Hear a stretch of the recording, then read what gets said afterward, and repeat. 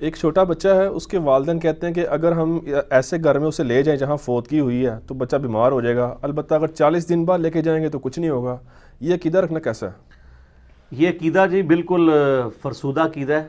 نہ اس کی سپورٹ قرآن میں ہے نہ حدیث میں ہے. اسلام تو دو ہی نالج کو مانتا ہے: ریویلڈ نالج کتاب و سنت کا علم، اور acquired knowledge the knowledge obtained through observations and experiments.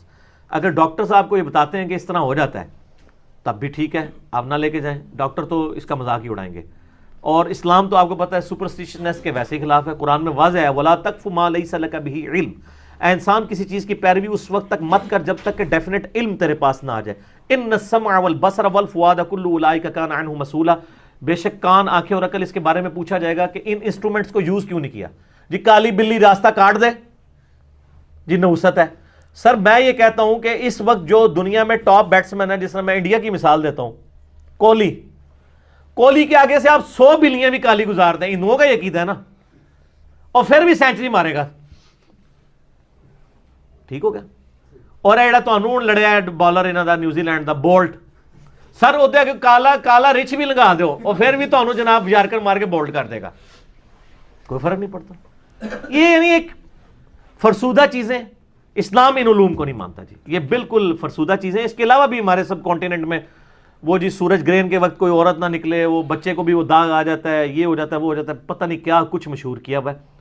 اور پھر مزے کی بات ہے یہ بڑی بوڑھیوں نے اس کو اسلام کا رنگ دیا ہوا ہے. اس سے بڑا ظلم یہ ہے، اگر یہ اسلام کے بغیر پیش کرتے نا تو چلے پورا مان لیتے ہیں کہ چلو یار یہ ان کی ایک ٹریڈیشن ہے چلا رہے ہیں. پھر اس کو جب دین بنا کے پیش کرتے ہیں نا، یہ بہت بڑا ظلم ہو جاتا ہے.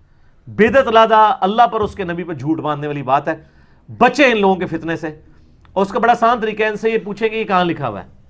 وہ کہنا ہمیں نہیں پتا، ان کو جی مولانا صاحب سے پوچھ کے بتا دیں. تو وہ جب تھوڑی سی تحقیق کریں گے تو پتہ چل جائے گا کہیں نہیں لکھا ہوا، یہ ان کی اپنی اختراع ہے. اور اسلام سخت خلاف ہے جی اس طرح کے عقائد کے، کہ کالی بلی راستہ کاٹ دے، شیشہ ٹوٹ جائے، گھر کی منڈیر پہ کوا بیٹھ جائے، جوتی پہ جوتی چڑھ جائے، یہ ہو جائے گا، وہ سب جھوٹ ہے. آپ میں نے کئی بار کہا نا کہ میں تو سفر اختیار ہی نہیں کرتا، کتنے کتنے انویٹیشنز آتے ہیں، اور تو میری جوتی آپ جناب 24 گھنٹے جوتی پہ جوتی چڑھا کے رکھیں، میں پھر بھی جیلیں میں چیئیں کاٹ کے دسو منو. نہیں ہوگا اس طرح، کچھ بھی نہیں ہوگا. اس طرح نہیں ہوتا میرے بھائی. اللہ تعالیٰ نے انسان کو عقل دیا، عقل کو استعمال کریں. وَلَا تَقْفُ مَا لَيْسَ لَكَ بِهِ عِلْم. مت پیروی کر کسی چیز کی جب تک ڈیفینیٹ علم نہ آ جائے. اِنَّ السَّمْعَ وَالْبَصَرَ وَالْفُؤَادَ كُلُّ أُولَئِكَ كَانَ عَنْهُ مسئولا. اس میں میرا ایک لیکچر بھی ہے، مسئلہ نمبر 39، علم سائنس اور علم وحی کی اہمیت اور ان کا دائرہ کار. یا سائنس تصدیق کرے یا وحی تصدیق کرے، تیسرا کوئی علم نہیں ہے جی.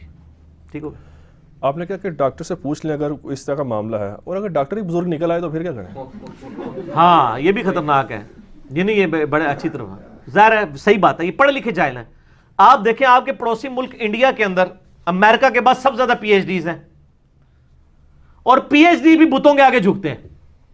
پڑھے لکھے جاہل. ڈاکٹر سرار صاحب فرمایا کرتے تھے یہ پڑھے لکھے جاہل ہیں. تو سر پھر پی کے فلم بھی تو صحیح بنی ہے نا، پھر بنا دی ہے نا انہوں نے.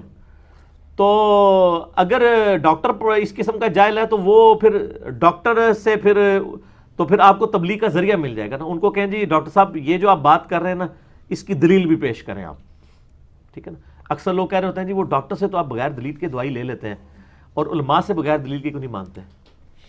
سر وہاں پہ جان کا خطرہ ہے، یہاں ایمان کا خطرہ ہے. پہلی بات تو یہ ہے. دوسرا سر ڈاکٹروں سے ہم نے تجربے سے دیکھا ہے کہ ڈاکٹر دوائی صحیح لکھ رہے ہوتے ہیں، اور علماء کا تجربہ یہ کہ وہ جو کچھ بتاتے ہیں وہ کتاب و سنت میں نہیں لکھا ہوتا.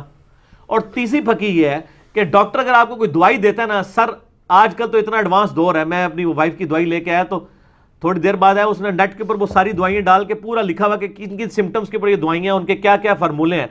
تو اس نے میں نے اس کو یعنی ایلوپیتھک سے ہومیوپیتھک پہ شفٹ کیا نا، تو اس نے کہا جی یہ دوائی سیم ہے، یہ ہومیوپیتھک میں وہ والی دوائی دی ہے ڈاکٹر نے، سمٹم سیم تھے تو دوائیں دونوں سیم ہیں. وہ ایلوپیتھک ہے ہومیوپیتھک. میں نے کہا تمہیں کیسے پتا ہے؟ اس نے کہا نیٹ پہ دیکھا ہے.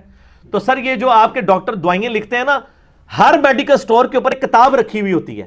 اس کتاب میں جا کے جیسے آپ بٹ کے سپیلنگ چیک کر سکتے ہیں نا کہ BUT بٹ، ایک پنجابی والا بٹ بھی ہوتا ہے، تو وہ یہ پنجابی والا بٹ ہے یا انگلش والا بٹ ہے وہ آپ چیک کر سکتے ہیں نا. ڈاکٹر کی دوائی آپ جا کے اس کتاب میں چیک کریں، ایون آپ کو ایکویلنٹ دوائیاں بھی وہ بتا دے گا. لیکن آپ کے مولانا شریف جو کچھ بتاتے ہیں نا، وہ جب ہم کتاب کھولتے ہیں وہ کہتے ہیں یا علی مدد، قبروں سے فیض ہم قرآن کو ہوتے ہیں لکھا ہوتا ہے ایاک نعبد و ایاک نستعین، تو وہ تو ہمیں کہیں ملتے ہی نہیں قرآن کے اندر. تو وہ اس لیے تو وہ ڈاکٹروں کے جس طرح آپ کی دوائیاں مل جاتی ہیں نا، تو سر آپ دین کا جو مشورہ دے رہے ہیں ہم آپ کا لیں گے. ہم آپ سے نہیں کہیں گے آپ پہلے مولوی کی ڈگری لے کے آئیں، نہیں، ہم کہیں گے آپ دین کی جو بات کر رہے ہیں وہ بتائیں لکھی کہاں ہوئی ہے. ڈاکٹر اسرار صاحب بھی تو MBBS ڈاکٹر تھے نا کنگ ایڈورڈ کے، لیکن قرآن کی جو انہوں نے خدمت کی ہے وہ کوئی شیخ القرآن نہیں کر سکا. ٹھیک ہو گیا.